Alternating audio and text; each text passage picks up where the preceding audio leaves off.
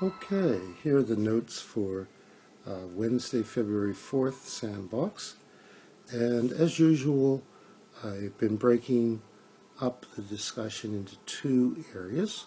One looking at different aspects of meditation, and the other looking at the 9 guiding principles that you can use to just compare or consider different aspects of being okay. So let's look at the 6 aspects.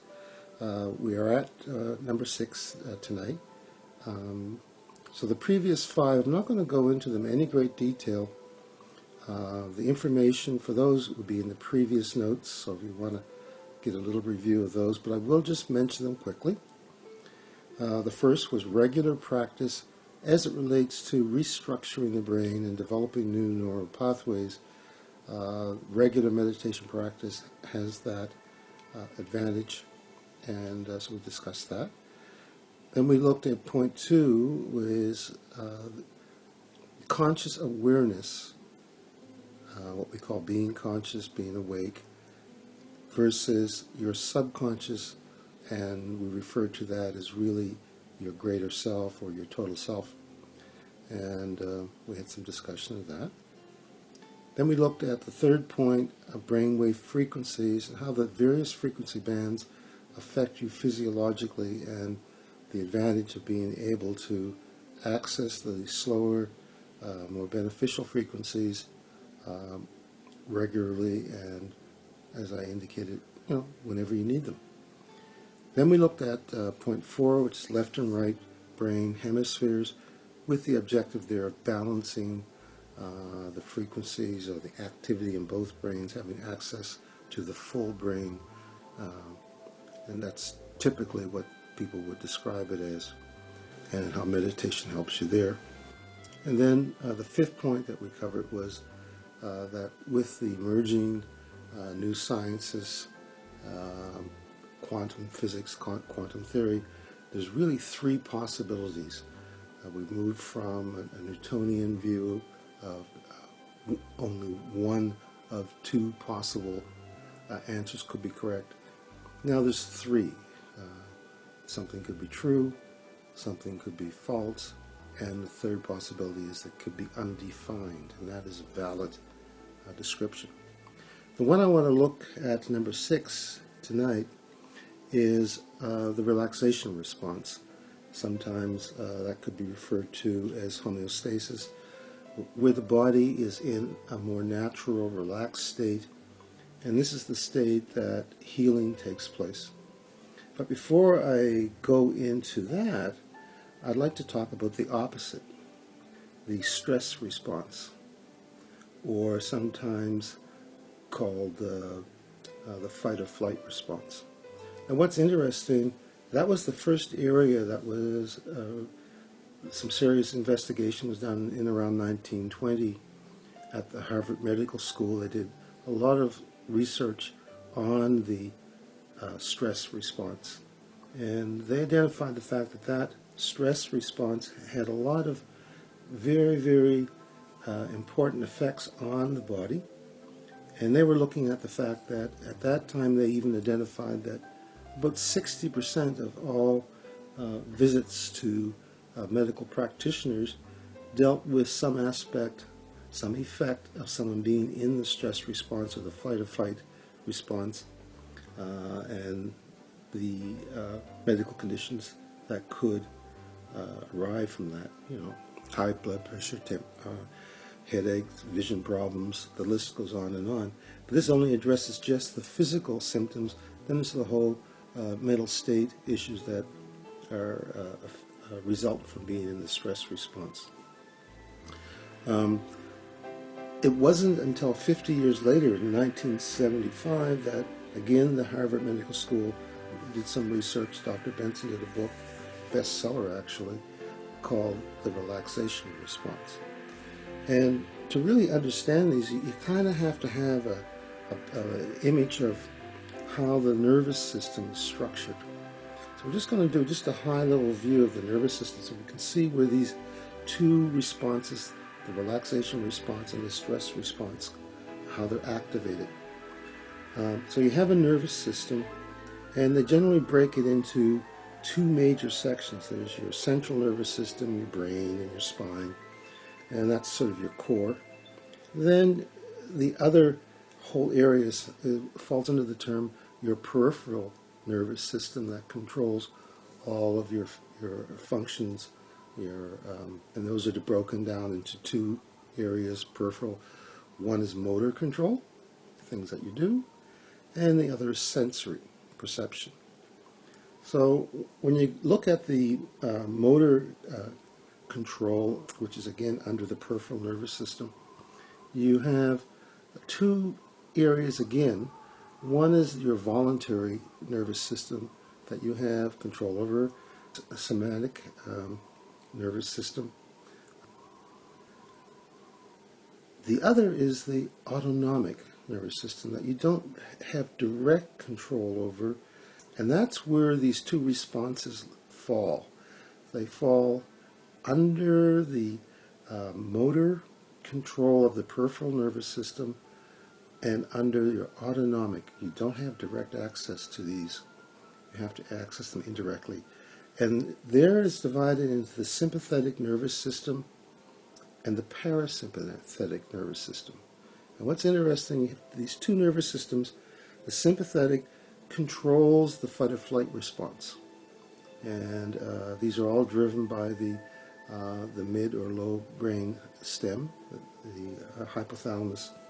So the sympathetic nervous system kicks off the fight or flight response or the stress response. The parasympathetic nervous system is responsible for the relaxation, rest, digestion, and healing. And they're considered two different systems. So you can see right off the bat that if you're treating someone for hypertension or for high stress, eliminating that response is just dealing with one of the nervous systems. So you could take a medication which will suppress the sympathetic nervous system and remove that signal to go into the stress response, but it doesn't necessarily activate the relaxation response because that's a separate nervous system. So you have to deal with both. And the work done by Dr. Benson in 1975 from the medical school, Harvard Medical School, was looking at meditation and the relaxation response. And what the thrust there was that medicine really only was dealing with the stress response. And it wasn't until the mid-70s and early 80s that interest was growing in understanding how, particularly, I think they started with transcendental meditation, but it applies to the growth of yoga, Tai Chi, and all the other ways of stimulating the relaxation response. And now that's really what we're trying to do here. We're not trying to eliminate the flight or fight response. We're trying to stimulate the parasympathetic nervous system to activate the relaxation response. Okay, so this is very important that you understand that we're not trying to eliminate a response, we're trying to stimulate a response. And if you eliminate the stress response externally, say with medication, it doesn't mean that you will increase the relaxation response. Some of the things that happen when you're in the stress response is that you stop digesting. Your blood flows to your externals in preparation for running or fighting. The opposite, when you are in the relaxation response, is that blood returns to your brain, returns to your internals. You go into the healing mode. So healing is associated with the relaxation response. When you meditate and go into those lower frequencies, you are turning on that relaxation response. You're turning on that healing. Okay, we could go on more with this, but I think this gives you an idea that through meditation you can activate the parasympathetic nervous system and stimulate the relaxation response and move towards a more balanced homeostasis. that's about it. We could go further, but let's move on now to principle number 8. Again, I'll just mention the previous 7 and maybe review a little bit of the last one. But we have been zipping through these, and the first principle, and these are high-level principles that you can learn to chunk down into a specific example of it. And I use the example in the first principle, being okay about whatever it is, being okay with your reality. I use the example there of how Buddha identified the 3 sources of pain and grief. And so that's an example of how to achieve being okay. Threshold, we looked at the initial threshold and the maximum threshold. And I look at that as a doorway. So the threshold is a doorway, is an opening to where you need to address. Now you can choose not to go through the threshold, or you can go through it. If you go through the threshold, the likelihood is that you will experience a period of chaos and then a period of reorganization. The key is that the transformation or the change takes place because of the chaos. And that's where you get reorganization, and that is seen, I made reference to it in nature. The 5th principle is the map, your internal map, your definition of self is not really you. It's a learned behavior. So we've learned to be ourselves. We've studied, we've been trained, and when people are actually believe that their developed ego is really them and not this super extended consciousness, they will refuse to change. They'll be afraid of losing that version. And any one of you who have gone through significant change know that you feel different, you act different, and you have more capabilities. And one of the sources, methods for creating change is just being more aware, and that's the 6th principle, conscious change. And just by expanding your awareness of yourself, your environment, what you're doing, causes change. And we talked about the observation effect. And then the 7th is witnessing. Witnessing is staying in that undefined state, not judging, not collapsing all the possibilities, just observing what's there. And through that neutral, open mind of observation, either while you're meditating or during your day, you actually have a better chance of seeing the way things really are. So you're not looking with a judgmental eye, you're looking with a open, neutral eye. Very, very important. And this ability to witness your day-to-day experience is very beneficial. When I was working in children's theater, we were taught to observe a group of children and not interfere. So someone can watch something, observe something, and as I mentioned for the observation effect, you can change a room just by the way you're watching it. So if you ever had someone watching you in a critical, judgmental way, that's a lot of fun. I know it's not good if someone's evaluating you. And if someone is admiring you and thinks what you're doing is great and you're observing you, that can be really exciting.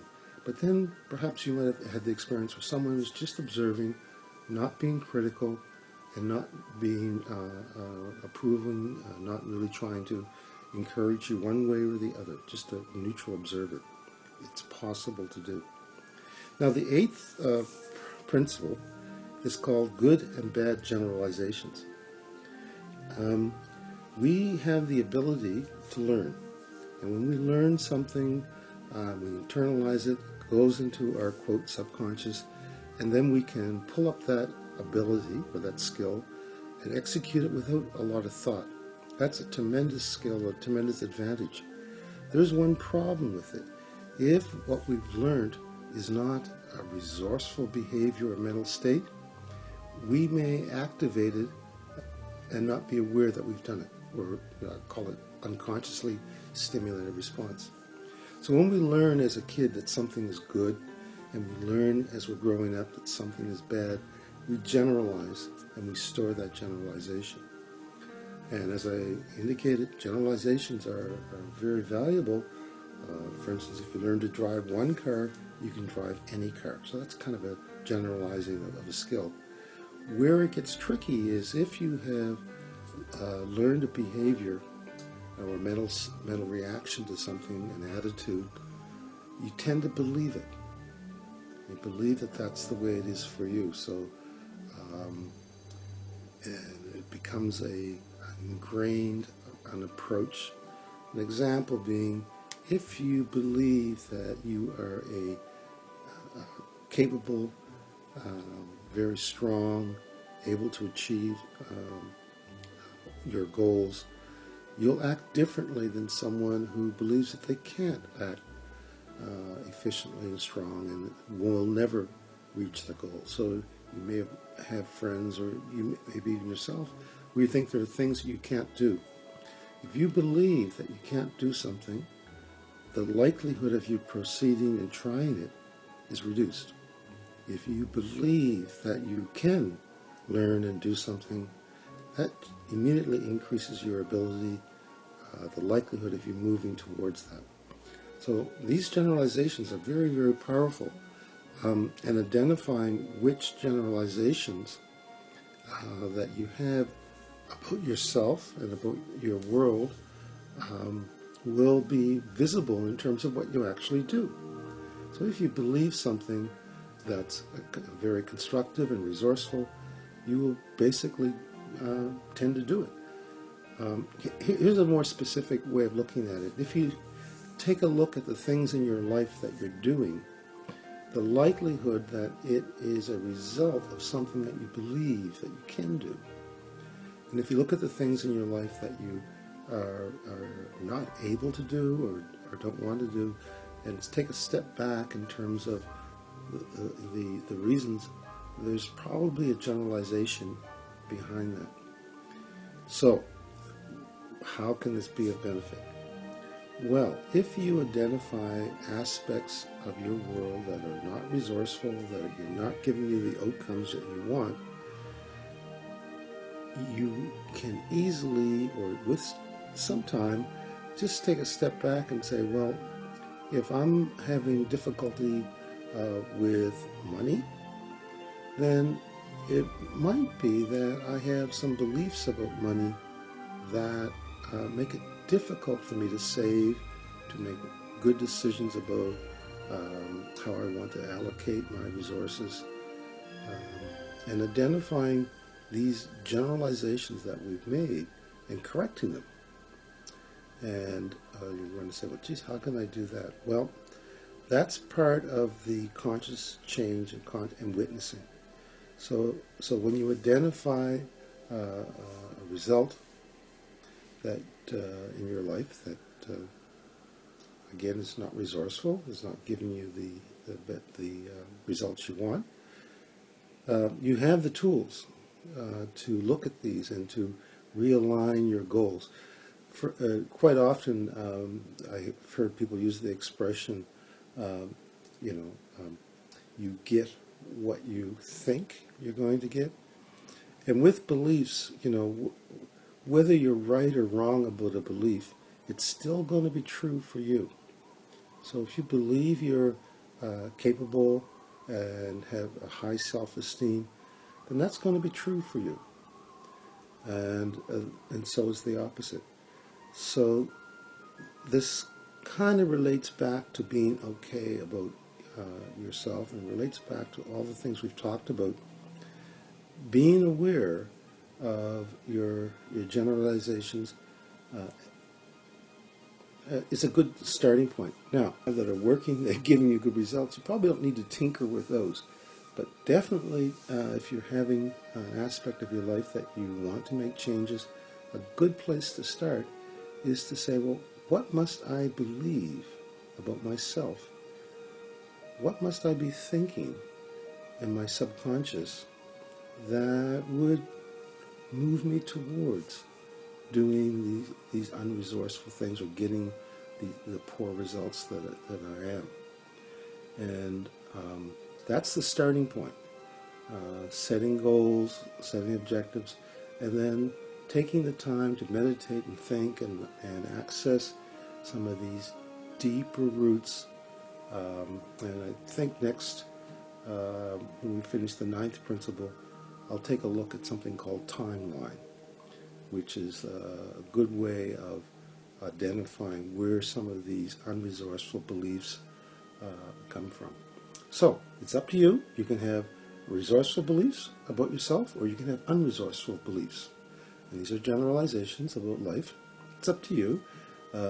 Clearly, having resourceful beliefs, beneficial beliefs, kind of is sort of take you to where you want to go. And I honestly believe that if you look at highly successful people, they have a lot of resourceful beliefs about what they can do and what they can do. Now, to close this off, I first encountered this watching a video about a success video.